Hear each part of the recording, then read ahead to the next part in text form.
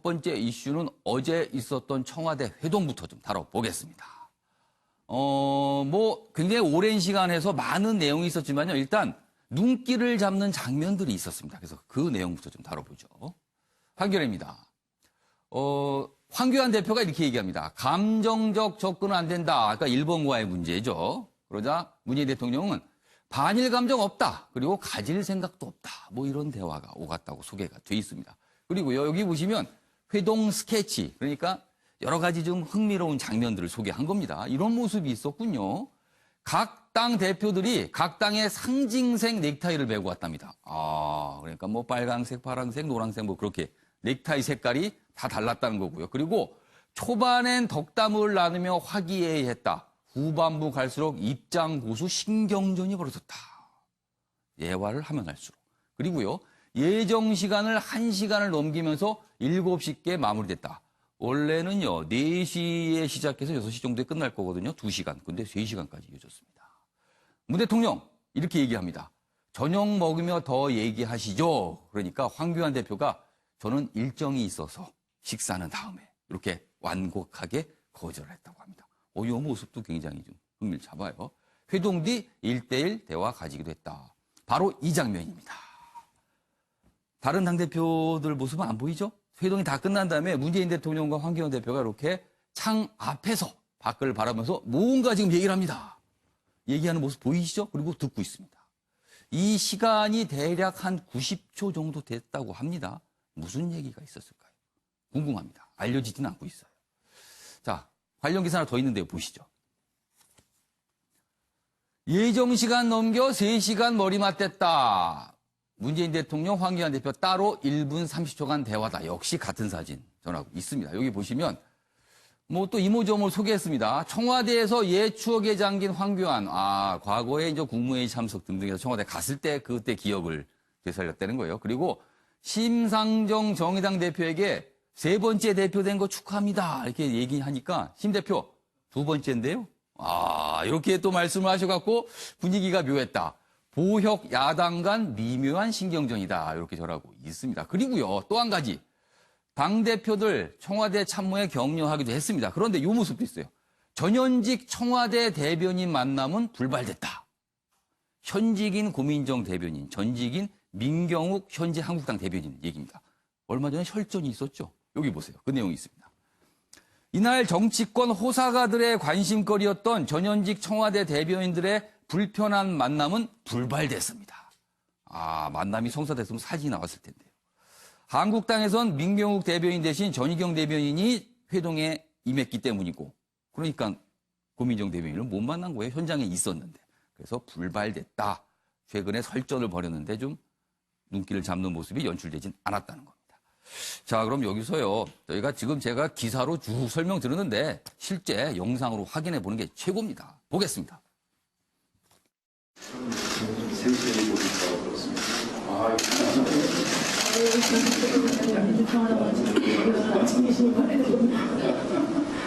세 번째 대표를 축하드립니다.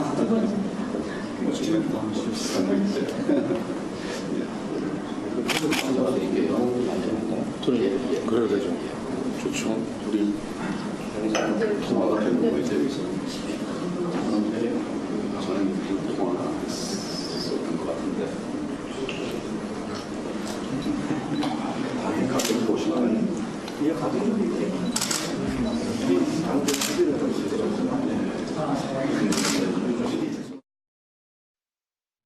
네, 앞서 보신 것처럼 문재인 대통령이 오기 전에 당대표끼리 대화한 모습 봤고요. 지금 문재인 대통령이 입장하는 모습이 보이고 있습니다. 저렇게 원형 테이블에 둘러 앉았습니다. 그리고 발언을 하고 있죠. 그리고 각 당의 넥타이 보이시죠? 색깔이 다 다릅니다. 각 당을 상징하는 넥타이를 맸다고 돼 있습니다. 그리고 초반에 모두 발언하면서 이게 덕담을 나누고 있습니다. 저 시간이 대통령과 5명의 대표니까요. 대략 한 50분 가까이 됐답니다. 그리고 지금 장면은요. 회동이 끝난 뒤에 대변인들이 모여서 지금 공동 발표문을 조율하는 모습입니다. 현장에서 바로 오가면서 메모도 하고 그렇습니다. 그리고 아까 신문에서 봤던 단독 회동, 90초간의 단독 회동 장면까지 돼 있습니다. 자, 윤경호 의원님. 많은 내용 저희가 소개해 드렸는데, 일단 가장 눈길을 잡는 모습은요, 문재인 대통령이 회동 끝난 뒤에 7시잖아요. 저녁 시간입니다. 그러니까 저녁 식사를 함께 하고 가시죠. 그리고 더 얘기하시죠 했는데, 황교안 대표가 일정이 있어서요. 라고 완곡히 거절했습니다. 어떻게 보면은, 저녁 식사하고 간단한 술도 곁들이면은 더 깊은 얘기를 할 수 있는 기회가 되지 않을까 싶은데 좀 어떻게 보면 아쉽기도 하네요. 그렇습니다. 어떻게 보셨어요? 제가 보기에는 일정을 취소하고라도 예. 시간을 더 갖는 게 맞았다. 아, 그러니까 저렇게 5당 대표와 문재인 대통령의 회동이 이루어진 계기가 예. 다른 현안도 많지만 예. 일본의 경제 보복에 대해서 초당적으로 정치권이 청와대와 정부가 함께하는 모습을 좀 보여보자. 예. 또 한 목소리를 끌어낼 수 있으면 예. 내보자. 이런 취지였지 않습니까? 방금 자료화면에 있었습니다만 기자들이 있기 때문에 예. 마이크를 잡고 5분, 6분이 앉아 있는데도 마이크를 잡고 얘기를 해요. 예.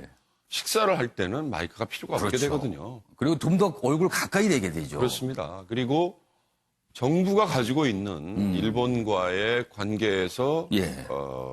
공개할 수 없는 예. 정보 그런 것들도 어, 5당 대표들에게 예. 자연스럽게 전달할 수 있고요. 예. 설명할 수 있고 그렇죠. 좀 더 깊숙한 내용을 얘기할 수 있을 그렇습니다. 거예요. 정부든 정치권이든 공식적으로 할 수 있는 얘기와 어, 비공식적으로 할 수 있는 얘기라는 게 항상 나눠져 있기 때문에 만찬 자리는 그런 비공식적인 얘기를 전달도 할 수 있고 들을 수도 있는 그렇죠. 좋은 기회라는 점에서 그런 게 소통인 거죠. 그럼 만약에 어제 만찬이 이루어졌다면 3시간 회동, 그럼 만찬 해도 한 2시간을 갈 거 아닙니까? 그러면 5시간을 보게 되는 거예요. 그러면은 사실 굉장히 많은 얘기를 할 수 있거든요. 저는 사전에 실무자들의 조율이 있었겠지만 예. 오후 4시부터 6시까지라고 시간이 잡히기에 예. 이건 만찬도 할 수 있는 거구나라고 짐작을 했어요. 그렇죠. 가능성에 대해서 열어뒀죠. 그렇습니다. 기자들. 2시간이지만 처음에 인사 그리고 본론을 예, 얘기하다 예. 보면 당연히 시간이 더 연장이 될 거고 그러면 7시에 언저리에 접근을 한다면 예. 당연히 저는 만찬을 할 거라고 생각을 했는데 의외로 어. 황교안 대표가 저렇게 입장을 보였다는 거는 제가 보기엔 황 대표가 좀 생각을 짧게 하신 거 아닌가. 이수희 변호사, 한국당에 몸담고 계시니까 어떤 일정이 있었길래 취소가 안 됐을까요? 글쎄, 4시에 시간을 잡았을 때는 예. 보통의 사람들, 아니, 이렇게 당에서도 그렇고 황교안 대표도 그렇고 예상을 했었을 거예요. 이거 저녁을 먹을 수도 있지 않느냐. 4시라 그러면은 우리가 보통 개인끼리 약속을 잡더라도 예. 그리고 다른 것도 아니고 정말 어렵게 만난 이제 청와대 회동인데 예. 그러면은 이 기회를 어떻게든 이용해야 된다는 생각을 했어야 하는데 그럴 수는 있죠. 이제 야사당이 다 같은 생각이 아니고 어찌 보면은 정말 심상정 대표는 저 2번째 아니고 3번째입니다라고 꼭 그 자리에서 그렇게 고쳐줬어야 하는지 모르겠는데 그리고 그 일성이 한국당 같은 세력은 없어져야 한다는 게 한국당 퇴출을 얘기하고 일성이었죠. 나왔었어요. 아주 그러니까 호의나 호감이 예. 없는 자리다 보니까 불편했을 수 있고 또 황교안 대표 지금 한국당의 대일 시각이라든가 또 지금 외교 안보 라인이라든가 여러 가지로 다른 야당들하고 얘기가 같지는 않았을 거예요, 시각이. 그럼 그런 얘기를 계속 하는데 황교안 대표가 좀 불편했을 수도 있겠죠. 하지만 애드립을 발휘했어야 한다. 저는 문재인 대통령께서 저녁 시간을 비워뒀다라고 했을 때는 성의를 보인 거라고 생각하거든요. 그렇죠. 일정을 다 비워뒀다는 얘기까지 나왔었어요. 그러면은 저녁 다른 일정이 있어도 취소를 하고 앉아서 그러니까 식사를 하면 그게 불편한 자리더라도 혼자서만 이제 이 4대1로 다른 얘기를 하더라도 그렇더라도 문재인 대통령이 정말 어떤 생각을 갖고 있는지 북한에 대해서는 일본에 대해서는 미국에 대해서는 아니면 지금의 소득 주도 성장이나 이런 게 지금 공개적으로 나오는 얘기하고 그렇게 식사 자리에서 하는 얘기에서 저는 정보를 얻어왔어야 된다고 봐요.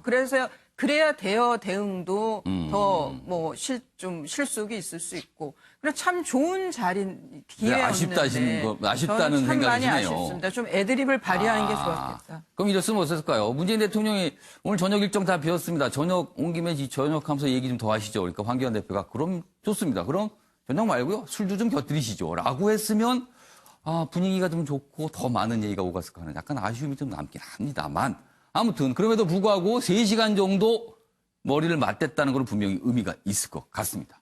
자, 그럼 어제 회동 중에서 굉장히 중요한 내용이 나왔어요. 그 내용 지금부터 다뤄보겠습니다. 보시죠. 바로 이겁니다. 정의용 국가안보실장 지소미아 재검토. 지소미아 하니까 무슨 소린가 싶죠? 이게 약자입니다. 영어 약자 발음인데요. 한일 군사정보보호협정을 말합니다. 그 얘기입니다. 지소미아 재검토 파장이다. 그러다 청와대 원론적 발언이다. 진화에 나섰다. 이렇게 됩니다. 내용 보시면 이렇습니다. 정의용 안보실장이 어제 그 회동에 참여를 했거든요. 그러니까 배석을 한 거죠. 이런 얘기를 합니다. 지금은 유지하겠다는 입장을 갖고 있으나 상황에 따라서 재검토할 수 있다. 재검토할 수 있다. 그러니까 파기할 수도 있다는 소리가 돼요. 자, 이 얘기는 왜 나왔냐면요. 심상정 정의당 대표 등이 일본이 한국을 화이트리스트 국가에서 제외할 경우 맞대응 카드로 지소미아 폐기를 해야 된다. 이렇게 주장하니까 설명하는 과정에서 재검토 얘기가 나온 겁니다. 다음 기사 보시죠. 여기가 똑같은 내용이 있는데요. 그러면은 이 지소미아 한일 군사정보보호협정 얘기가 왜 나왔을까? 여기 보면 군사정보보호협정 카드까지 꺼낸 청와대 한일 갈등 관여 미국을 겨냥한 메시지 아닌가. 그러니까 군사정보를 주고받는 건데 이게 문제가 발생하면 이게 미국이 불편해지거든요. 그러니까 미국 나서서 빨리 중재해라. 이런 압박 아니냐는 거죠. 여기 보시면 역시 같은 내용이 있습니다. 청와대는 이 얘기가 점점 좀 파장이 커지니까 원론적인 입장을 얘기한 것이다. 이런 발언입니다. 자, 그럼 여기서요. 이와 관련해서 심상정 대표가 어제 오전에 한 발언이 있거든요. 저희가 영상으로 확인해 보겠습니다. 일본은 지금 한국을 파이트 리스트에서 제외하겠다고 예고를 했습니다. 일본이 실제로 이런 조치를 취한다면 이것은 일본이 대한민국을 안보 파트너로 인정하지 않는 것을 의미합니다. 그렇기 때문에 우리 정부는 한일 군사정보보호협정 파기를 진지하게 검토해야 한다고 생각합니다. 1년 단위로 연장되는 이 협정이 파기되려면 만료 3개월 전인 8월 23일까지 일본에 통보를 해야 됩니다. 일본이 자초한 일인 만큼 명분이 있습니다. 그리고 미국의 협력을 효과적으로 이끌어내는 계기가 될 것으로 생각합니다. 네, 영상이 어제 오전이 아니라 어제 청와대 회동에서 심상정 대표가 한 발언이었습니다. 바로 잡겠습니다. 자, 지소미아 한일 군사정보보호협정. 구체적으로 말씀을 드리면요. 우리는 일본으로부터 일본이 위성 등을 통해서 파악한 북한 정보를 받고요. 우리는 대신에 이른바 휴민트, 사람을 통해서 얻은 정보 또는 감청을 통해서 얻은 북한 정보를 일본에 넘겨줍니다. 서로 교환하는 거죠. 그런데 이 협정은요, 1년마다 갱신을 하게 돼 있습니다. 그래서 올해 11월까지인데 그 전에 우리가 갱신 안 하면 파기가 되는 겁니다. 그 카드를 쓸 수 있느냐, 없느냐가 관건인 겁니다. 자, 최철현 교수님. 이 카드, 지소미아 파기 카드, 추가 보복이 있을 때 써야 됩니까? 써서는 안 되는 겁니까? 어떻게 보세요? 이 부분 조금 더 신중할 필요가 있을 것 같아요. 저는 정의당 심상정 대표의 말에 기본적으로 동의를 합니다. 예. 왜냐하면 지금 화이트리스트가 8월 1일부터 화이트리스트 배제죠, 말하자면. 예. 화이트리스트라는 거는 일본의 전략 물자 수출 우대 국가에서 우리를 배제한다는 얘기예요. 그러니까 우방국 대우를 하겠다는 건데 거기서 빼겠다는 거예요. 거죠. 다시 말하면 이런 얘기도 했었어요, 지난번에 일본이. 예. 일본이 한국에 수출하는 물자가 예. 다른 나라를 거쳐서 일본의 안보를 위협할 수 있다. 이런 얘기도 했고, 북한을 통해서 나갈 수 있다는 말도 했어요. 예. 그런 말들은 우리 대한민국을 안보 우방에서 제외하겠다는 얘기나 마찬가지 그렇죠. 얘기거든요. 그 얘기는 심상정 대표 얘기가 정확하게 맞는 얘기인데, 그런 관점에서 본다면 서로 안보에 관해서 믿지 못한다는 얘기 아니겠어요? 안보에 관해서 믿지 못하는 나라에게 군사 그 정보를 준다는 건 말이 안 되죠, 상식적으로 볼 때. 논리상으로 그렇게 연결될 수 그렇죠. 있겠군요. 당연하죠. 안보에 있어서 믿을 수 없다 부신을 하는데 예. 어떻게 그런 정보를 줄 수가 있겠어요. 그런데 군사정보보호협정이라는 건 2016년도에 맺어졌어요. 예. 그리고 2012년도에 이명박 정부 때 이걸 하려다가 이제 비공개로 하려다 안 돼서 다시 유예됐다가 2016년도에 맺어졌는데 2014년도에는 이제 한미일 군사약정이 있어요. 보호협정에 관련된. 거기에 따라서 정보를 교환했는데 미국이 반드시 개입돼야 하는 것이기 때문에 한일 간에 맺은 거거든요. 필요하게 합니다. 근데 지금 이제 여러 가지 상황이 있는데 아직 변수가 몇 개 남아 있잖아요. 참여연 선거가 끝나면 또 어떻게 될지 모르는 변수가 하나 있고 8월 1일 날 이제 파이트 리스트 배제가 진짜 이루어질지 며칠 안 남았습니다. 예. 이런 변수가 있기 때문에 전 야당 대표로서 저런 얘기를 꺼내는 거는 예. 일본을 압박한다는 의미에서 굉장한 의미가 있는 카드예요. 그러나 저거를 만약에 그런 것들이 실현됐다 하더라도 예. 우리가 일방적으로 파기를 통보하는 거는 예. 그건 우리가 지금 국제 여론전을 펼쳐가는 상황이기 때문에 좀 신중할 필요 있다. 단지 이제 우리와 일본 사이에 이런 부분들이 점점 이제 확대되고 확산된다 한다면 그땐 불가피하게 저는 뭐 군사보호 협정 저 파기도 저는 뭐 꺼낼 카드라고 생각하는데 당장 좀 신중해야 된다. 지금은 신중해야 된다 네, 입장이시네요. 그렇습니다. 김관학 교수님은 어떻게 보세요? 저도 뭐 최 교수님 생각과 좀 유사합니다. 예. 그런데 이제 하나 좀 정확하게 우리가 짚고 넘어가야 예. 되는 거는 지금 정용 실장이 얘기하는 것과 예. 심상정 대표 얘기하는 게 다른 거예요. 그러니까 그렇죠.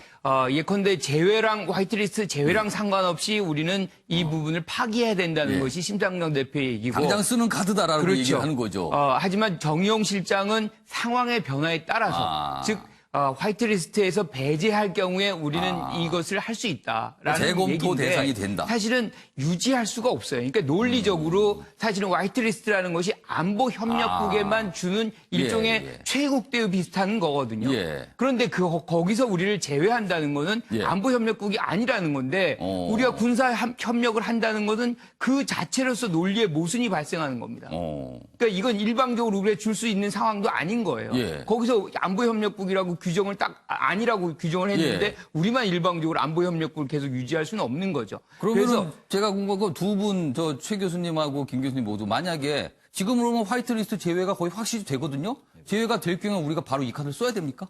그건 어떻게 보세요? 저는 그 카드도요. 당장 그 시간을 당장 하는 건 아니고 예. 여러 가지 변수를 고려해서 예. 저는 정말 이게 안 된다라고 생각하면 파기해야 되는데 예. 화이트리스트 조치가 시행됐다고 바로 그것을 시행하는 건 우리도 파기하는 건 저는 좀 그건 시간을 줘야 조금 된다. 김관학 국제 교수님. 여론전에서 볼 때 우리가 좀 명분이 예. 딸릴 수가 있다. 우리가 김구라 교수님은 90일 전이거든요. 90일 전까지 예. 통보를 해줘야 되는데 그래서 8월 달에 아마 우리가 8월 말까지 하면 됩니다. 그렇죠. 저는 8월 말까지 일정 부분 미국이 역할을 안 한다거나 또는 일본의 어떤 변화도 없다거나 한다 예. 그러면 저는 뭐 그 길을 선택할 수밖에 없다 이렇게 생각합니다. 어제 청와대에서 나온 내용 중에서 가장 주목되거든요. 일본도 아마 이 내용 굉장히 예의주시하면서 보고 있을 겁니다. 그리고 경고로 받아들일 수도 있을 것 같습니다. 그런데 좀 생각해 볼 문제는요. 서로 주고받는 협정이거든요. 그 정보를 주고받기로 한 협정인데 우리가 주는 게 더 가치가 있는 건지 일본에서 받는 게 더 가치가 있는 건지 이것도 좀 따져봐야 되는 게 아닌가 싶기도 합니다. 사실은. 알겠습니다. 다음은 우리 경제 얘기 좀 해봐야겠습니다. 금리와 성장률입니다. 보시죠. 다음 기사 넘겨주세요. 동아일보입니다. 내우 외환이다. 우리 경제 상황을 이렇게 표현했군요. 한은 한국은행 금리와 성장률을 동시에 낮췄다. 어제 발표된 내용입니다. 수출과 투자 부진에 일본 규제까지 겹악재가 지금 닥쳤습니다. 그러자 한국은행이 금리를 1.75%에서 1.5%로 3년 만에 인하했습니다. 금리를 낮춘다는 거는요, 경제가 안 좋다는 뜻도 되거든요. 그리고 올해 성장률 전망치를요, 2.5에서 2.2%로 세 번째나 낮췄다. 이렇게 돼 있습니다. 관련 기사 하나 더 보시죠. 매일경제입니다. 저성장 한국 덮친 일본 보복 악재다. 역시 같은 내용 비슷하게 전하고 있습니다. 그런데요. 민간에선 올해 성장률 2.2% 한국은행이 전망한 내용인데 2.2% 성장도 힘들다. 이런 얘기가 나오고 있답니다. 여기 보시면 일본 수출 규제 하방 리스크로 간주해서 어제 발표가 있었는데 국내 기관 중 가장 낮은 전망치다. 2.2%가요. 수출 투자 부진 예상보다 심각하다. 그리고 민간 소비 침체, 저물가도 우려된다. 한국 경제의 기초 체력이 바닥난 게 아니냐. 이런 우려가 나오고 있다고 합니다. 자, 그럼 어제 한국은행의 발표 그리고 경제부총리의 경제 관련 얘기가 있거든요. 영상으로 묶었습니다. 보시죠. 한국은행 기준금리를 현재 1.75%에서 1.50%로 낮춰서 통화정책을 운영하기로 결정했습니다. 세계 경제 성장세의 둔화 흐름이 지속되었습니다. 수출 규제가 그야말로 현실화되고 또 경우에 따라서는 더 확대되고 한다면은 우리 수출 그리고 더 나아가서 우리 경제에 미치는 영향이 적다고 할 수는 없습니다. 각 기관들이 성장률 전망이 다를 수 있습니다만 저도 조금 전에 하는 2.2로 내렸는데요. 정부가 2.4 정도까지 본 데에는 아까 말씀드렸던 추경에 대한 어떤 재정 보강에 의한 효과하고 또 저희가 정부가 정책적으로 굉장히 올인하면서 투입하겠다는 그런 정책 의지 효과도. 자, 발언들에서 우리 경제가 참 어렵다는 게 묻어나고 있습니다. 자, 그럼 여기서요, 이 주제와 관련해서 빈칸 채우기 해보겠습니다. 아침엔 매일경제 시그니처 코너입니다. 패널 네 분의 분석력과 상상력을 발휘하는 코너인데요. 보시죠. 하면 오늘 빈칸은 바로 이겁니다. 한국은행 잠재 성장률까지 낮췄다. 무엇 우려가 증폭됐다. 이렇게 됩니다. 무슨 우려가 증폭될까요? 이걸 패널 네 분께서 좀 맞춰주셔야 되는데 내용 좀 더 보면 역시 같은 내용입니다. 올해 내년 잠재 성장률 굉장히 좀 어렵다고 추정이 돼 있고요. 소비자 물가도 만만치 않고 생산 가능 인구까지 줄어서 여러 가지 좀 고민이 있다. 이런 내용 전하고 있습니다. 한은 잠재 성장률까지 낮췄다. 무슨 우려가 증폭이다. 어떤 표현 또는 어떤 단어가 들어갈까요? 그럼 지금부터 네 분이 적어주신 정답을 좀 한꺼번에 일단 보겠습니다. 보면은요, 잡아주세요, 화면으로. 윤경호 의원께서는 저성장, 저물가 우려가 증폭이다. 그리고 최청렬 교수님께서는 저물가, 저성장. 비슷하네요. 그리고 김용락 교수님께서는 디플레이션 우려. 이게, 그러니까 물가가 오히려 거꾸로 간다는 거죠. 그리고 이수희 변호사는 장기 침체 우려 증폭이다. 이렇게 쓰셨습니다. 자, 그럼 각각의 왜 그 정답을 쓰셨는지, 고르셨는지 설명 좀 들어보겠습니다. 먼저 윤경호 의원님. 예, 어제 어느 신문은 금리와 성장률을 동시에 낮췄다 이렇게 제목했는데요. 사실은 성장률 전망치가 떨어지는 것 때문에 금리를 낮춘 거거든요. 그렇죠. 연결고리가 그렇게 됩니다. 상반기를 보내놓고 보니 수출과 설비 투자를 중심으로 한 투자의 부진이 예상보다 훨씬 심각했어요. 설비 투자는 상반기에 마이너스 12%입니다. 그러니까 전년 동기 대비에 비해서 12%가 오히려 줄어들었어요. 이건 예상치보다 훨씬 더 심각합니다. 수출도 이미 마이너스 상태입니다. 두뿐만 아니라 소비 역시도 지금 제자리 걸음이나 마찬가지인 거죠. 우리 경제를 끌어갈 수 있는 수출, 투자, 소비 이거에 확연한 부진 이거에 한국은행이 어찌 보면 발빠른 행보를 취한 거죠. 지금 정부는 확장적인 재정 정책, 돈을 푸는 쪽, 추가 경정 예산도 역시 그 중에 하나고요. 거기에 맞춰서 한국은행이 완화적인 통화 정책을 해주는 거, 이런 걸 흔히 말하는 폴리시 믹스 정책 조합이라고 합니다. 그래야 시너지 효과가 더 나거든요. 왜 그러느냐? 바로 저것 때문이죠. 잠재 성장률까지도 더 떨어지는 상황이 걱정이 된다. 잠재 성장률이 떨어진다는 건 상당히 복잡하고 설명이 필요합니다만 그러나 나타나는 현상으로는 이제 저성장이 고착화되고 이 저성장이 고착화되는 걸 막으려고 한국은행이 돈을 풀고 통화 금리를 낮추고 정부는 돈을 푸는데 이게 먹히지 않는 게 바로 더 무서운 저물가거든요. 저성장 저물가가 고착화되면 어떤 정책을 써도 사실은 경제가 다시 턴하기가 힘들어집니다. 그런 점을 아마 그러니까 어제의 상황을 그래서 저성장, 저물가, 우려 증폭 이렇게 해석을 했을 것이다. 이렇게 지금 정답을 추정해 주셨어요. 자, 이번 최찬희 교수께서도 저물가, 저성장 순서만 바뀌었지 같은 답이네요. 똑같은데 일단 지금 이제 한은에서 저 부분을 낮추면서 했던 얘기가 물가 인상폭이 생각보다 낮다라는 거예요. 물가가 안 오른다는 얘기는 그만큼 경기가 침체된다는 얘기 아니겠어요? 그렇죠. 사람들의 수요가 좀 이렇게 없다는 거예요. 소비 심리도 이제 위축되고 이런 거예요. 대체로 이제 금리를 인하할 때는 이제 경기가 너무 침체돼 있어서 좀 경기를 부추기를 할 때 금리를 인하하고 이제 경기가 과열되면 금리를 이제 인상시키잖아요. 그러니까 지금 이제 앞서 말씀하신 것처럼 지금 물가 인상도 생각보다 낮고 또 이른바 이제 경제 하방 경직성을 굉장히 걱정하는 거 아니에요? 아까 이제 말씀하신 것처럼 하방 리스크.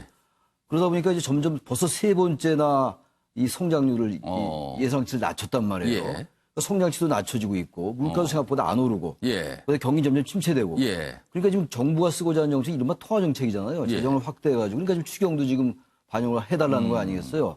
그러니까 전반적으로 경기가 낮아져 있는 거예요. 예. 그러니까 뭔가 경기의 어떤 그 활성화시키는 어떤 심리적인 것도 예. 떨어져 있고 그러다 보니까 이제 금리를 낮춘 거라고 봐서 금리를 낮춘 이유는 결국은 물가도 너무 낮고 성장 잠재력도 너무 낮아서 이걸 높이기 위한 조치이기 때문에 저는 답을 이렇게 씁니다. 그러니까 순서를 저물가 쪽에 좀 더 먼저 조금 더 우선순위를 두시고 저성장 이렇게 두 분은 같지만 순서가 좀 바뀌었어요.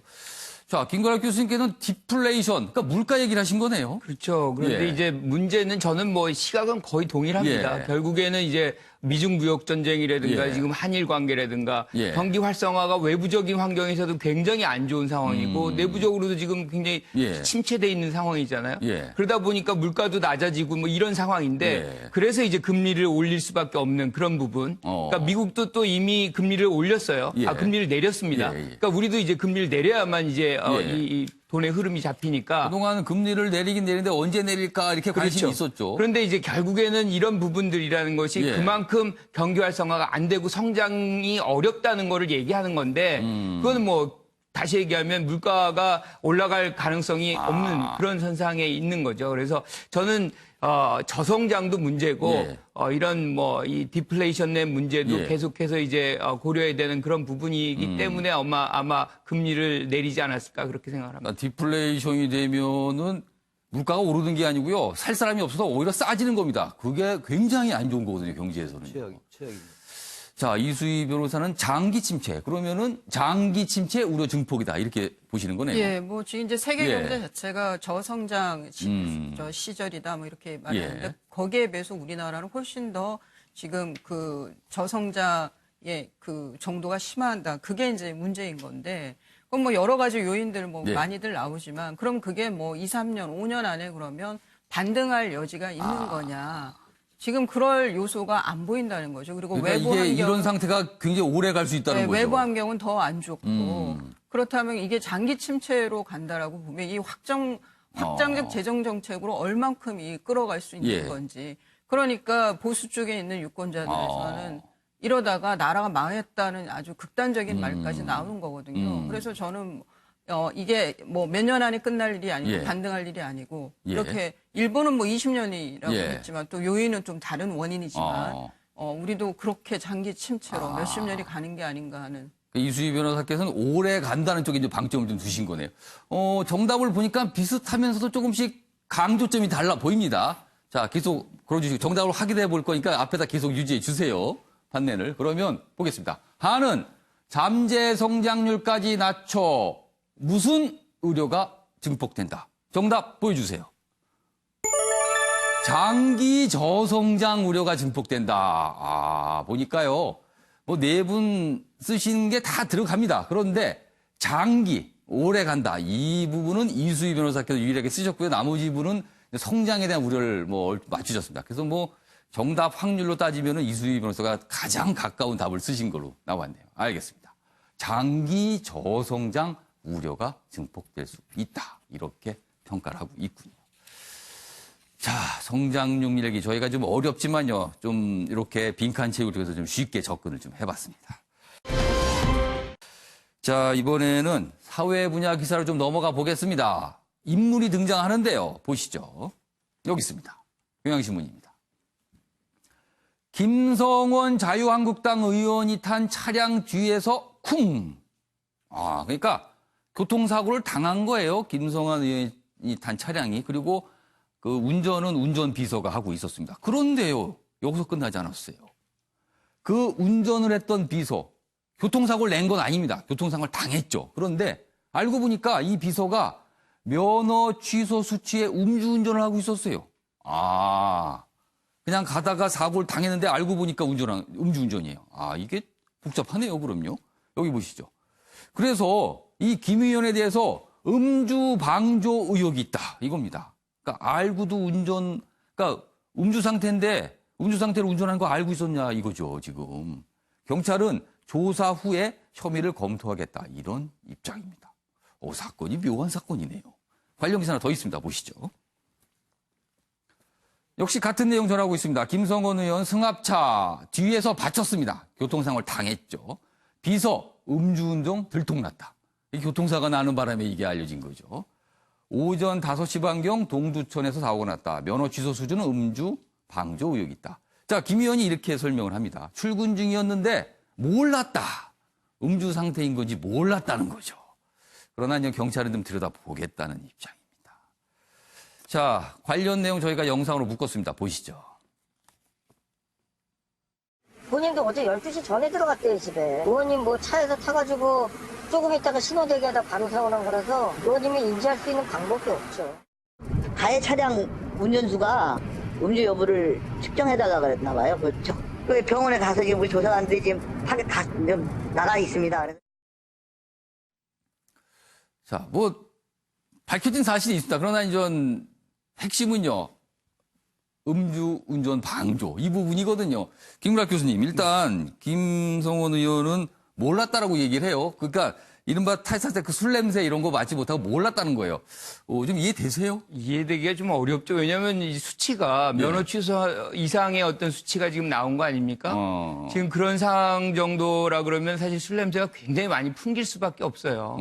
근데 이제 그런 부분에서 몰랐다라고 얘기하기는 조금 그런데 이제 결국에는 알고 모르고의 어떤 증거를 경찰이 확보할 수 있느냐의 문제거든요. 그런데 이제 CCTV 같은 것들이 요즘 잘 돼 있잖아요. 그러니까 그 전날 자리에서의 어떤 술자리 그런 것들이 계속해서 CCTV를 이어가고 그 장면들을 이어간다 그러면 뭐 못 밝힐 것도 없다. 그런데 저는 이런 문제의 근원은 어떤 형태로든 이 음주운전에 대한 불감증 이게 국회의원 정도 되면 사실은 이런 부분에 좀 더 엄격해야 되는데 이것에 대해서 굉장히 좀 관대한 생각을 갖고 있는 거 아닌가 이런 좀 우려가 큰 우려가 좀 되네요. 뭐 이거를 알고 있었는지 없었는지는 뭐 들어봐야 되는데 일단 본인은 부인하고 있어요. 몰랐다고. 그렇지만 좀 더 세심하게 살피지 않았다는 부분은 분명히 있는 것 같아요. 이수희 변호사, 이거 어떻게 좀 이해해야 될까요? 이제 그 의원들의 일정은 저기 보좌진들이 다 공유를 하죠. 그러면은 운전기사도 분명히 다음날 새벽에 그렇죠, 출발하는 알겠죠. 일정이면은 본인이 어떤 자리에서도 술을 마셨어는 안 되는데 우선은 근데 마신 것 같아요. 그리고 저거는 또 저기 공무원이잖아요. 그 운전기사도 우선 그 기사에 대해서 상당히 좀 뭐 비판적으로 말을 할 수밖에 없는데 그러면 이제 이 김성원 의원의 경우 지금 차량도 카니발이라고 나오는데 승합차입니다. 그 승합차를 타거든요. 그러면은 저게 자동으로 문이 열려요. 그러면은 운전기사가 와서 옛날처럼 뭐 승용차일 때 문을 열어주고 어쩌고 하지만은 요즘의 경우에는 그냥 이렇게 그 자동으로 도착하면 그냥 열리고 알아서 타는 거죠. 그런데 그게 아니고 운전기사가 나와서 뭐 인사를 하고 뭐 가방 같은 걸 받아줬다든가 뭐 어떤 접촉할 만한 가까운 거리에서 그런 장면이 나온다면 또 얘기는 달라지겠죠. 근데 그냥 운전기사는 운전석에 있고 열린 문에 의원이 지금 탔다라고 화면 나오면 저렇게 사고가 난 거예요. 어휴, 충격이 컸겠군요. 그렇다 그러면은 좀 뭐 다를 수도 있는데 이거는 속단할 일은 아니고 좀 증거들을 봐야 될 것 같습니다. 일단 뭐 사고가 났지만 큰 부상을 입은 분들은 없다는 건 천만 다행이지만 일단 이 음주운전 굉장히 경각심이 높아진 상황에서 발생한 일이라서 그리고 또 국회의원과 관련된 일이라서 지금 언론이 주목을 하고 있습니다. 뭐 경찰이 좀 들여다보겠죠. 자, 다음 기사 넘어가 보겠습니다. 이번에도 역시 국회의원과 관련된 내용이군요. 손혜원 부친 유공자 특혜 의혹 그동안 참 얘기가 많았습니다. 그런데 검찰이 결론을 냈습니다. 피우진 국가보훈처장 무혐의다. 무혐의다. 그러니까 청탁을 받아서 뭔가 해준 거 아니냐 뭐 이런 의혹이었는데 그런 거 혐의 없다. 그렇게 된 거죠. 여기 보시죠. 손혜원 의원도 직접 개입 혐의 벗어났다. 가족 공식 신청이 없었는데 그냥 선정된 거랍니다. 그러니까 검찰의 판단은 그래요. 뭐 누가 이거 해달라고 한 거 아니고 그냥 보훈처가 알아서 그냥 한 거다. 이게 검찰의 결론입니다. 여기 보시면 이렇습니다. 손 씨 오빠가 전화로 재심 신청을 했다. 이런 내용을 있지도 않은 내용을 허위 공문으로 작성한 이 보훈처 간부, 지금 이제 전직이 됐습니다만 이 간부만 기소가 됐어요. 어떻게 생각하세요? 이 상황이. 이것도 좀 복잡한데요. 좀 더 설명해 드리겠습니다. 여기 보시면 여기 이 앞부분 보세요. 손혜원 무소속 의원의 부친을 독립유공자로 선정하는 과정에서 국회 답변 자료를 허위로 꾸민 국가보훈처 고위 간부가 재판에 넘겼다. 그러니까 이 간부만 기소가 되고 나머지 다 무혐의가 된 겁니다. 여기 보시면 이 국장이요, 전직 국장이 답변 자료에서 손혜원의 오빠 손모 씨가 직접 전화로 유공자 선정 재심사를 신청한 것을 기재했으나 검찰 수사에서 손 씨는 보훈처에 전화를 포함해 어떤 방식으로든 신청한 적이 없다. 이렇게 된 겁니다. 그러니까 이 간부는 없는 거를 있다고 보고를 한 거예요. 그래서 이 혐의로 기소가 됐습니다. 다음 기사 하나 더 보겠습니다. 여기 있습니다. 검찰, 손혜원 보훈처 청탁 없었다. 부친 독립유공자 선정 관련 피우진 처장 혐의 없음 처분. 그러니까 이 보훈처장에 대해서는 혐의 없음 무혐의로 처분했고요. 그럼 손혜원 의원 관련된 건 어떻게 될까요? 여기 설명이 있어요. 손혜원에 대한 형사처벌 여부는 판단하지 않았다. 그 이유는 이렇게 됩니다. 청탁행위가 있었다 하더라도 청탁을 한 사람은 형사처벌 대상이 아니어서 검찰이 판단할 사항이 아니다. 그러니까 청탁이 있든 없든 중요하지 않다. 그러니까 이건 뭐 아무 관련이 없는 거고, 그리고 보훈처장은 무혐의다.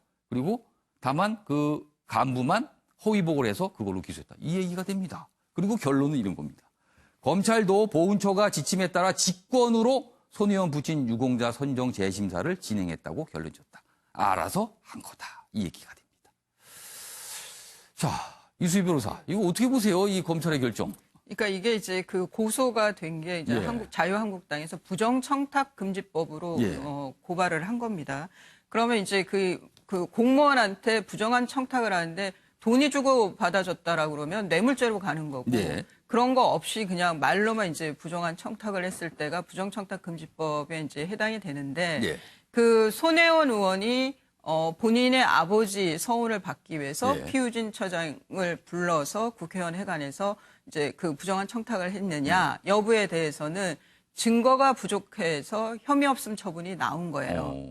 그 형사 사건은 기소를 했을 때 유죄를 받아낼 정도의 증거가 있어야 기소를 할 수 있는 거예요. 그러니까 무죄가 나올 여지가 있다라고 그러면 이제 그 증거 부족으로 혐의 없음 처분을 하는 거고요. 그리고 이 부정청탁금지법으로 고발을 당했기 때문에 손혜원 의원이 설사 부정한 청탁을 했더라도 이거는 과태료 처분이 있어요. 그래서 검찰에서 관여할 거는 아닌 거예요. 그리고 이제 하나는 그 손혜원 의원이 거짓말을 한 거는 밝혀졌어요. 그게 내 오빠가 전화로 신청을 했다라고 했는데 그 오빠가 전화로 신청한 사실은 없었던 거예요.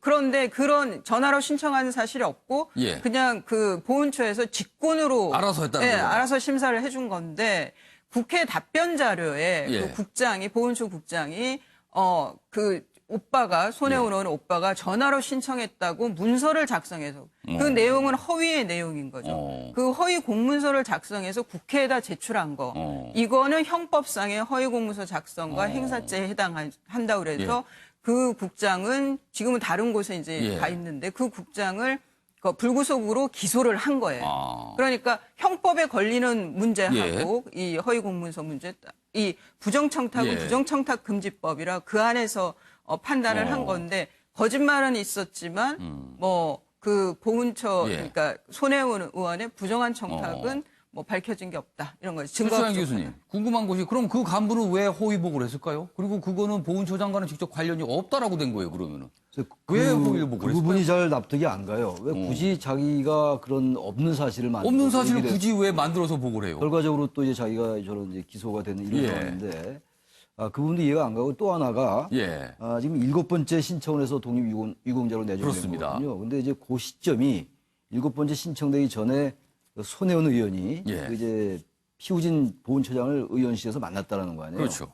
그 바로 전에. 그러니까 이게 정황상으로 볼 때 뭔가 그런 얘기가 오고 가지 않았을까라고 생각하는 건데 어쨌든 검찰에서는 거기에 대해서는 검찰이 관심 가질 사항이 아니다. 관심 아니다. 그리고 뭐 보훈처장은 무혐의다 이렇게 된 무혐의다 이렇게 된 건데 아무튼 국민들이 볼 때는 의원이 어떤 그 국가기관의 공직자를 의원실에 불러서 이 앞뒤 정황으로 볼 때는 좀 그런 느낌이 들기도 하잖아요. 어떻게 단정할 수 전혀 없습니다만 이런 부분들에 대한 건 좀 별도의 문제인 것 같아요. 법률적인 거 이외에 지난번도 어느 모 의원이 그 불러서 그 판사를 불러가지고 해서 이른바 재판 청탁 이런 얘기 있었단 말이죠. 그래서 이런 부분들은 의원들이 극히 조심해야 된다. 왜냐하면 항상 얘기 나오는 건데 국회의원들이 너무 특권층처럼 의식하면 안 될 것 같아요. 왜냐하면 이런 부분들을 물론 의원이 갈 수 있는 거긴 하겠습니다만 직접적으로 업무에 관련된 예. 것을 질의하거나 이런 게 아닌데 예. 그런 개인적인 것으로 추정되는 이런 것들을 이제 그 국가의 그 관련 기관의 장을 부른다는 건 일종의 특권 행위를 볼 수 있어요. 이런 것들은 조심할 필요가 있다고 생각합니다. 윤 의원님 어떻게 보셨어요? 저는 이 사건이 김영란법, 그러니까 부정청탁 예. 방지법의 구멍을 여실히 보여준 거다. 그러니까 단순히 부정한 청탁을 했느냐, 예. 압력 행사를 했느냐 여부를 형법상으로는 지금 처벌 대상이 될 수 없어서 검찰이 판단할 수 없었다라고 하니까 법적으로 문제가 없는 거죠. 예. 그러나 우리가 김영란법으로 불리는 부정청탁 방지법은요. 가장 중요한 게 이해충돌 방지 예. 규정을 쏙 빼버린. 그게 빠졌어요. 그렇습니다. 예를 들어서 손혜원 의원이 어느 상임위 소속인지 예. 당시에 예. 어느 상임위 소속인지 제가 따져보지 않았습니다만 예. 보훈처가 정무위 소속이라면 예. 정무위 위원으로 보임이 되는 건 있을 수 없는 거죠. 이렇게 개인적으로 부친의 예. 서훈 관련 이해관계가 예. 명백히 있는 상황에서는 국회의원이 그 자리에 갈 수 없는 예. 이런 원칙이 적용이 된다면 부인이나 동생이 사업체를 운영하고 있는데 예. 관련 상임위에 국회의원이 활동을 한다. 있을 수 없는 겁니다. 예. 이런 복잡한 문제, 이건 간단치 않은 문제인데요. 뭔가 지금 허점이 드러났다. 이런 것 보시는 때문에 거예요. 사실은 김영란법을 만들 때 이해충돌 방지 규정을 쏙 빼버렸는데 앞으로 우리 사회가 조금 더 선진화되고 투명화되려면 이 대목이 들어가야 김영란법의 본래 취지가 살아난다. 이 사건이 지금 김영란법이 얼마나 맹점을 갖고 있는가를 여실히 보여준 사건이다. 저는 그렇게 생각합니다. 그러니까 이해충돌 범위, 그 범위를 어디까지 볼 것인가, 어느 위치에 있는 걸까지 이해충돌을 볼 것인가, 뭐 이런 것도 논의가 있어야 되는데 아무튼 법에는 이해충돌 부분은 없습니다. 자, 이번에는요, 불화수소 관련 얘기가 나왔습니다. 그것도요, 대기업 총수와 현직 장관 사이에서 그 내용입니다. 자, 관련 기사 보겠습니다. 박영선 중기 장관, 대기업이 중기 불화수소 안 쓴다. 뭐 이렇게 약간 질타성 얘기를 합니다. 그러자 최태원 SK 회장, 품질이 문제인데 그래서 못 쓰는 겁니다. 또 이렇게 해명성 얘기를 해요. 그런데 여기서 끝나지 않았어요. 더 갑니다. 최태원 회장은 중기 장관 이 얘기에 대해서 디테일의 차이가 있다. 그러니까 못 씁니다. 뭐 이렇게 반박을 한 거예요. 그러자 박영선 장관, 또 이렇게 또 뭐라 그럴까요? 이제 반박일까요? 또 이렇게 얘기합니다. 20년 전부터 투자해서 썼으면 지금 잘 썼을 거 아니냐. 또 이렇게 얘기합니다. 그래서 20년 전부터 투자 끌어줬다면 또 이렇게 얘기를 한 겁니다. 소재 부품 국산화 논의 재반박 나섰다. 제주 포럼 거기서 처음에 시작이 됐어요. 그래서 박 장관이 먼저 얘기하고 최태원 회장이 그다음 얘기하고 그리고 또 SNS상에서 또 올리고 이렇게 약간 좀 논쟁이 오갔습니다. 관련 기사 하나 더 있습니다. 보시죠. 박영선, 대기업이 불화소소 안 사줘서 그랬다. 최태원, 품질 문제인데요. 이렇게 또 비슷한 내용입니다. 최 회장, 제주 포럼 발언 놓고 공방, 국산화 책임 놓고 반박에 재반박. 박, 20년 전부터 중기 끌어줬다면 됐을 거 아닙니까? 뭐 이런 얘기예요. 그래서 요걸 좀 어떻게 보시는지. 김건학 교수님께서는 지금 두 인물의 발언을 제가 계속 소개했거든요. 어느 쪽 인물 발언에 좀 더 공감이 가세요? 저는 지금 박영선 장관의 얘기가 조금 시기적으로 부적절하다라고 생각을 해요. 부적절하다. 그렇죠. 지금 뭐 기업들이라는 거는 예. 원래 이제 좋은 상품을 싸게 사는 것이 가장 유리하기 때문에 아마 일본산을 오래전부터 썼을 가능성이 높거든요. 근데 이제 와서 왜 안 쓰냐, 그리고 20년 전부터 왜 투자 안 20년 전부터 했느냐. 투자했으면 됐을 거 아니냐, 이런 뭐 얘기예요. 다 지난 얘기를 지금 와서 하는 그거는 조금 시기적으로 서로 이제 격려를 하고 우리가 이제 미래를 위해서 어떻게 해야 되겠다는 그런 논의를 이끌어가야 될 장관이 오히려 과거의 어떤 부분을 통해서 책임을 묻는 거는 조금 피해를 지금 막 직면하고 있는 기업을 좀 이렇게 포용하고 감싸 안는 그런 자세는 하고는 좀 거리가 있다 이런 생각이 중기부 들어요. 장관이라서 그럴까요? 중기 불화수소를 강조했어요. 그렇죠. 그러니까 결국에는 중소기업에 대기업들이 좀 더 많이 기술 투자, 직접 투자 같은 거 해서 기술을 끌어올렸으면 지금 이런 장면에서 우리가 국산화율을 더 올리지 않았겠느냐, 뭐 이런 얘기. 틀린 얘기는 아니지만 지금의 상황에 와서 얘기하는 거는 집안 싸움의 목소리가 들리는 것처럼 이제 국민들은 좀 안타깝게 볼 수밖에 없다는 거죠. 윤경호 의원께서는 어느 인물의 발언에 좀 더 무게를 두십니까? 저는 두 분 다 얘기가 맞다 봅니다. 다만 반도체, 디스플레이 이런 첨단 제품에 들어가야 되는 부품 소재의 경우는 기술력, 품질 이게 절대적이기 때문에 최태원 회장의 얘기가 지금은 좀 더 설득력이 있어 보여요. 대신 박영선 장관이 한 얘기, 대기업이 중기 불화수소를 안 써서 그렇다라고 하는 거는 특정한 품목은 사실 맞지 않아 보인다. 그러니까 지금 대기업과 중소기업의 납품 구조에서는 대기업들이 흔히 말하는 일감 몰아주기와 그다음에 뭐 친인척 뭐 등등등등 해서 어찌 보면 공정 경쟁이 되지 않은 상태에서 협력 관계, 하청 관계가 이루어지는 경우가 많거든요. 납품도 역시 마찬가지고요. 그러다 보니 기술력이 있는 중소기업 제품이 정당하게 대기업으로부터 채택이 되지 않는 이런 악순환의 고리가 있어 왔어요. 박영선 장관은 그런 중소기업계의 아마 하소연을 듣고 그대로 중기 장관이니까 아마 그런 얘기 많이 전달을 들었겠죠. 했을 겁니다. 그러나 대신 하이닉스나 삼성전자 관계자들 이번 사태가 터진 다음에 저도 만나보니 중소기업 제품 가서 연구 단계에서는 이미 다 시험을 해봤다는 거예요. 그러나 안정적으로 그 제품을 쓰기에는 아직 기술력이 그래서 품질과 디테일 얘기가 나온 거군요. 그래서. 기술력이 완전히 도달하지 못한 걸로. 이게 기술력이 도달하지 못했다고 하지만 조금 부족해도 그걸 썼으면 계속 기술력을 끌어올릴 수 있는 끌어주는 역할을 했겠죠. 그러나 하이닉스나 삼성전자 입장에서는 완제품의 퀄리티가 떨어지는, 품질이 떨어지는 위험을 감수를 해야 되기 때문에 그런 점에서는 그동안의 서로의 노력은 부족한 건 맞다.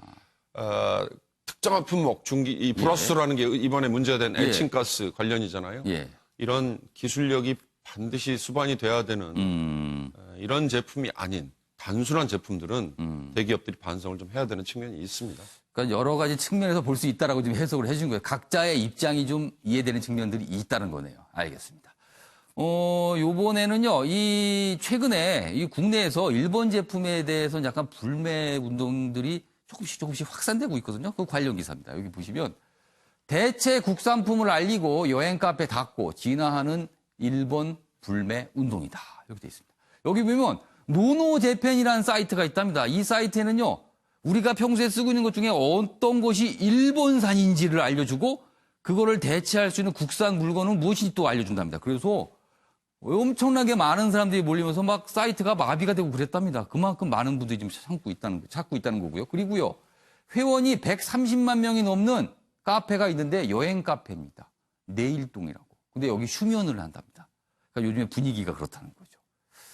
아무튼 뭐 지금 이런 모습이 국내에서 나타나고 있는데요. 최찬원 교수님. 그런데 뭐 이런 운동에 대해서 여러 가지 사람들이 이제 움직임을 보이고 일본에 대해 어떻게 좀 이렇게 경고나 신호를 보내는 거 있어요. 그런데 이런 불매 운동을 하면 이 물건과 관련해서 국내에서 장사하시는 분들이 있어요. 자영업자분도 계시고. 근데 그분들까지 피해를 보게 되잖아요. 그런 부분들은 세심하게 좀 우리가 고려를 해야 될 것 같아요. 지금 아까 이제 노노재팬이라는 사이트 말씀하셨는데 그 사이트도 이제 과거와는 달리 무조건 일본 제품 사지 말자에 그치는 게 아니고 이 일본 제품을 대체할 수 있는 물건을 알려주더라고요. 국산 제품이 있다는 거예요. 국산 제품이 이런 게 있으니까 이거 그것까지 소개합니다. 대체제를 알려주는 거란 말이에요. 그러니까 이게 사실 불매 운동이 굉장히 진화하고 있는 거거든요. 이건 좋은데 그리고 이것도 어째 보면 불가피해요. 이게 단순히 불매 운동이 좋다 나쁘다의 차원을 떠나서 우리 이제 국민 감정으로 볼 때 일본이 부당하게 지금 수출을 규제하겠다는 거 아니겠어요? 뭐 아까 말씀 나왔던 겁니다만 그런데 문제는 이제 저런 일본 물건 가지고 우리의 그 영서 상인들이 영업하는 게 꽤 많아요. 그렇죠. 일본식 음식 같은 거 파는 경우 많이 있고요. 많습니다. 근데 그게 전부 뭐 일본인들이 아니란 말이에요. 그것도 일본 제품 불매한다고 그분들까지 피해가면 안 되는 거거든요.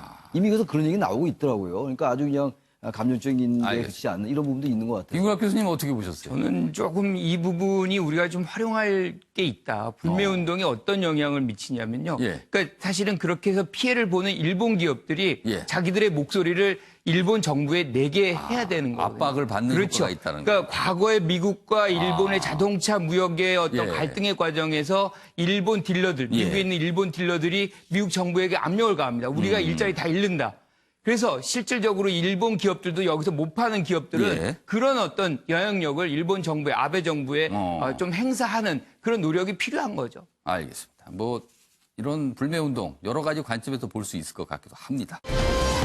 자, 이번엔요, 우리의 눈과 귀를 잡은 인물에 관한 얘기 좀 해보겠습니다. 2명의 인물이 준비되어 있습니다. 첫 번째 인물, 사진 보시면 아시죠? 최순실 씨가 아주 오랜만에 신문 지상에 등장을 했습니다. 최순실 구치소 목욕탕에서 넘어져 이마 30반을 꿰맸다. 오, 이런 일이 있었군요. 여기 보시면 변호인 다리에 힘이 없어서 사고가 났다. 법무부 일상생활 지장 없다. 뭐 이렇게 또 반응이 나왔어요. 구체적으로 보죠. 어떻게 된 일인지. 여기 보시면 최 씨의 변호인인 이경재 변호사 등에 따르면 지난 4일 최 씨가 구치소 목욕탕에서 넘어져 이마가 찢어졌다. 그러니까 샤워를 마치고 뭐 그런 상황이었나 봐요. 탈의실에서 바지를 입다 넘어져서 창틀에 부딪혔다. 그러니까 이게 모서리 이런 데 부딪혔으니까 아마 상처가 심해서 뼈가 보였다는 얘기까지 있네요. 그러니까 좀 깊숙한 상처예요. 그래서 한 5cm 정도 상처인데 그래서 바늘을 뭐 30바늘 꿰맸다. 뭐 이런 얘기입니다. 이수희 변호사. 뭐 워낙 관심 인물이다 보니까 기사가 나온 건데 뭐 이런 기사까지 나오나 뭐 이렇게 하시는 분도 있을 것 같아요. 사실은요. 뭐 최순실 씨가 뭐 이마 다쳐서 바늘 꿰맨 게 무슨 기사냐. 그렇지만 뭐 관심 인물이라서 저희가 좀 다루긴 합니다. 이게 어떻게 된 내용일까요, 이게? 이게 이제 뭐 어떻게 뒤늦게 알려지니까 저 최순실 씨 변호인 이경재 변호사께서 좀 말씀을 하신 것 같긴 한데 어떻게 보면은 이제 지금 뭐 대법원 판결이 선고가 뭐 얼마 안 남았다라는 얘기들은 있지만 좀 어떤 구치소 생활에 대한 그러니까 최순실 씨의 지금 이 생활에 대한 뭐 좀 많은 어려움 뭐 이런 거를 좀 이런 걸 좀 호소하는 측면이 있는 건가요? 면도 좀 있는 것 같습니다. 왜냐하면 다리 힘이 풀려가지고 이 오랜 그 생활 때문에 구속 생활 때문에 그래서 넘어졌다는 건데 이게 이제 또 운동도 나올 의지가 있어야지 운동도 하게 되는 거거든요. 보면은 지금 20년, 25년 뭐 이렇게 지금 선고를 받았는데 그러면 지금 나이로 치면 80대가 돼야지 출소가 되는 건데 그렇다 그러면 내가 열심히 운동해서 그때까지 건강하게 지내다 나가야지 그거는 보통의 의지로는 힘든 거잖아요. 뭐 그런 심리적인 데서 기인한 것도 있는 것 같고요. 그러니까 지금 대법원 뭐 심리를 앞두고 있어서 약간 좀 본인의 상태에 대해서 좀 호소하는 측면이다. 이렇게 좀 해석을 또 해주신 거네요. 뭐 그렇게 볼 수도 있을 것 같습니다. 자, 다음 인물 고유정입니다. 어제 검찰 관계자가 지금 고유정이 수감돼 있잖아요. 어떻게 생활하는지를 좀 기자들한테 설명한 내용이 있어요. 여기 화면 봐주시죠. 교도소 입감 당시 독방을 요구했답니다. 독방을 쓰게 해달라고. 근데 그게 받아들이지 않았어요. 불어댔습니다. 현재까지 다른 재소자들과 함께 지낸다. 그러니까 독방을 쓰면 혹시라도 무슨 다른 또 무슨 좀 불상사가 있을까 이런 걸 걱정한 거죠. 그래서 불허가 됐대요. 독방 요구를 했다는 얘기가 나왔네요. 다음 모습입니다. 검찰 관계자 밥도 잘 먹고 인사도 잘한다고 전해 들었다. 어떤 시청자 여러분께 또 그럴 수 있어요. 이게 무슨 기사냐? 고유정이 들어가서 밥 잘 먹고 인사 잘하는 게 무슨 기사냐? 그런데요. 사실 저희가 이걸 다룬 이유는 이렇습니다. 평범하지 않은 범죄. 아니 평범 정도가 아니고요. 세상을 공분케 한 범죄를 저질렀잖아요. 그런데 이 수감 생활 모습은요. 지극히 평범하다는 거예요. 그러니까 이 부분이 이건 무슨 모습일까? 이래서 저희가 좀 다뤄보는 건데 김건학 교수님 어떻게 보셨어요? 저는 인간의 어떤 이중성이 이렇게까지 갈 수가 있겠구나. 그러니까 사실 우리가 범죄를 상상해 보면 지금 시체도 못 찾고 있잖아요. 그런 정도로 이제 자신의 어떤 과거 남편을 그렇게 하는 건데 이런 사람이 혼자서는 밥을 편하게 먹고 그 또 뭐 같이 이렇게 있는 사람들하고 잘 지낸대요. 그리고 인사도 하고 이렇게 어떻게 정상적인 어떻게 보면 정상적인 거죠. 그런 아주 상반된 모습을 지금 갖고 있는 것이 좀 받아들이기가 좀 어려운 거죠. 그래서 조금 뭐 상상이 안 되는 그런 인물이다 이런 생각이 좀 드네요. 한 가지 내용이 더 있습니다. 다음 내용 보여주시죠. 검찰 관계자가 또 이렇게 설명을 했어요. TV에서 자기 얼굴이 나올 때 부담스러워하고 있다. 그 얼굴이요. 이 얼굴밖에 없습니다, 사실. 뭐 알려진 것도 없어요, 사실. 머리가 다 가리고 있어서. 근데 이게 자꾸 나오면은 굉장히 부담스러워한답니다. 지금 이 방송도 굉장히 부담스러워하겠네요. 지금 얼굴 나왔는데. 최창희 교수님께서는 어떻게 보셨어요? 저는 인간의 어떤 멘탈이라는 게 글쎄요. 방송에서 말하기가 대단히 조심스럽긴 한데 과연 우리의 일반 보편적인 정상적인 사고로 저게 가능한가? 그러니까 아까 밥도 잘 먹고 인사도 잘하면서도 또 한편 부끄러움도 느끼는 거거든요. 예. 그러니까 사실은 어떤 면에서부터 정상적으로 작동하고 있는 건데 어떤 그 두뇌 작용이 저렇게 어떻게 이중적일 수가 있을까? 밥도 잘 먹고 인사도 잘하면은 TV에 자기 얼굴 나올 때 부담스러워하지 말아야죠. 그런가? 내 얼굴이구나. 이래야 되는데 그건 또 아니란 말이에요. 부담스러워하면서 부끄러움을 느끼니까 부담스러워할 텐데 예. 모르죠. 부끄러워서 부담스러워하는 것인지 단지 스스로에 대한 어떤 그 이기심 때문에 부담스러워하는 건지 모르겠습니다만 예. 어쨌든 이건 우리의 정상적인 멘탈로 이해하기 어려운 부분들이에요. 그 범죄 행위도 그렇고 또 범죄 예. 행위 후의 행동도 그렇고 이해하기 어려운 부분들이죠. 이수희 변호사께서는 변호를 많이 해보셨으니까 이런 좀 어떻게 보면 좀 강력 범죄를 저질렀다가 수감된 사람들 생활 대체적으로 뭐 이런 모습입니까? 아니면 다른 모습이 있습니까? 이 도덕적 감수성은 좀 사람마다 다른 것 같습니다. 작은 죄를 져도 상당히 부끄럽게 여기고 그걸 좀 다시는 정말 이러지 말아야 되겠다라면서 정말 참여하는 마음으로 그 짧은 수용 생활을 하는 사람이 있고 제가 보면 정말 반성 많이 해야 되는데도 뻔뻔한 사람들도 있고 그게 개인적으로 굉장히 감수성의 차이가 많은 것 같아요. 근데 이 고유정의 경우는 유독 전 남편에 대해서만큼은 거의 확신범인 것 같아요. 예. 그래서 이런 이상한 이 심리 상태 때문에 그 사이코패스 아니라는 얘기도 나왔지만. 사이코패스가 아니라고 판정이 돼 있잖아요. 예. 근데 모든 걸 떠나서 저는 홈방에서 같이 지내시는 분들이 저 같으면 좀 끔찍할 것 같아요. 그런 범죄. 근데 거기서 인사도 잘하고 그렇게 지낸다는 거예요? 그분들한테는 또 다른 스트레스가 아닐까라는 생각이. 같이 생활하시는 같은 방에서 생활하시는 다른 수감자분들. 그분들이 스트레스를 받을 것이다. 저도 사실 이 사진 볼 때마다 부담스럽거든요. 솔직히 개인적으로. 그냥 저 범인의 그 범행을 제가 아니까 보도로 알기 자꾸 때문에 떠오르시는 거죠, 그 내용이. 보면 굉장히 부담스러워요. 저는 개인적으로. 알겠습니다. 그래서 저희가 2명의 인물 연속해서 소개해드렸습니다. 마지막 기사가 될 것 같군요. 일본에서 벌어졌던 방화 사건인데요. 많은 사람들이 희생됐습니다. 여기 있습니다. 신주쿠 화재 후 18년 만에 최악의 참사가 어제 일본에서 발생했습니다. 슬픔에 잠긴 일본 열도. 여기 화면 보시면요. 이 회사입니다. 교토 애니메이션한 회사인데 불을 질렀습니다. 그래서 지금 30명 넘게 지금 희생된 거로 나오고 있어요. 여기 보시면 교토 방화 참사 최소 33명 사망이다. 40대 남성이요. 죽어라 이렇게 외치면서 휘발유를 뿌리고 불을 질렀답니다. 폭발음 뒤 3층 건물이 불길에 휩싸였고요. 저기 보시면 다 그을렸습니다. 저렇게. 그리고 부상이 36명인데 그중에서 17명이 생명이 위독합니다. 아베 총리 얘기가 나오네요. 처참한 사건에 할 말을 잃었다. 이렇게 나옵니다. 다음 기사 또 있습니다. 보시죠.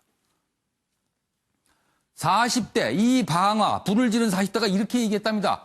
표절이나 하고 뭔가 이유가 여기에 있을 수도 있을 것 같아요. 표절 얘기를 하면서 불을 질렀다는 거예요. 교토 애니 스튜디오 방화 33명 사망 이렇게 돼 있습니다. 일본 참의원 선거 직전에 최악의 참사가 발생했습니다. 이게 일본의 선거에 영향을 줄까요? 이런 참사가. 죽어라 이렇게 외치며 휘발유 뿌렸다. 부상 36명 희생자 더 늘 수도 있다. 이렇게 돼 있습니다. 사진 보시면요. 얼마나 처참한 여기 사람들이 있었던 겁니다. 제대로 나오지 못하고요. 유명호 의원님. 이런 일이 다 발생하는군요. 공동체를 파괴하는 범죄인데요. 그러니까 묻지마 범죄죠. 그러니까 특정한 누구를 겨냥해서가 아니고 불특정 다수를 상대로 저지르는 범죄 아니겠습니까? 저는 이런 거 볼 때마다 사회로부터 단절이 돼 있거나 아니면 사회와 완전히 장막을 치고 사는 그래서 아주 극단적인 생각을 하는 그런 사람들로부터 이루어지는 범죄. 그리고 또 하나는 모방 범죄를 걱정을 해요. 그러니까 이건 일본에서만의 일이 아니고 나와 특정한 관계가 있고 원한이 있고 이런 게 아닌 상황에서도 불특정 다수를 향해서 이렇게 벌어지는 범죄가 혹시 모방이 되지 않을까 그런 점에서 좀 걱정스럽습니다. 알겠습니다. 아무튼 우리가 좀 반면교사를 삼아서 좀 조심해야 될 것 같습니다. 우리도요. 자, 이번엔 사진 속에 담긴 사연을 들어보는 순서입니다. 김유진 아나운서의 이슈컷 보시죠. 이슈들을 사진으로 살펴보는 시간 이슈컷입니다. 첫 번째 이슈 태그는 복원입니다. 한 인간에겐 작은 한 걸음이지만 인류에겐 위대한 도약이다. 1969년 인류 최초로 달에 발을 디딘 닐 암스트롱이 남긴 말인데요. 달 착륙 50주년을 기념해 달 탐사 당시 그가 입었던 우주복이 복원됐습니다. 3D 모델링 작업 등을 거쳐 구현된 우주복은 현재 미국 국립우주항공박물관에서 전시되고 있다고 하네요. 두 번째 이슈 태그는 불임입니다. 여름밤 꿀잠을 방해한 건 둘째치고 각종 질병을 옮기기도 하는 모기. 최근 한 연구팀이 모기를 퇴치하는 획기적인 기술을 개발했습니다. 방사선으로 생식 능력을 떨어뜨리고 세균에 감염시킨 불임 수컷 모기를 방사하는 실험을 한 건데요. 그 결과 모기의 개체수가 매년 크게 줄면서 2년 만에 실험을 진행한 지역의 야생 모기 대부분이 사라졌다고 하네요. 마지막 이슈 태그는 슈퍼카입니다. 적게는 4억여 원, 많게는 9억 이상을 줘야 하는 이 슈퍼카를 5천만 원에 살 수 있다면 혹할만 하죠. 브라질에서 짝퉁 슈퍼카를 만들어 팔던 부자가 경찰에 붙잡혔습니다. 브라질 청년들이 특히 선호하는 F4와 L4의 모델을 본따 만들었다고 하는데요. 과연 이 차 안전하긴 할까요? 지금까지 김유진의 이슈컷이었습니다. 네, 불임 수컷이 모기 퇴치 방법으로 등장을 했군요. 굉장히 눈길이 가긴 합니다. 자, 아침의 매일용제 오늘은 여기까지입니다. 시청해주신 여러분 고맙습니다.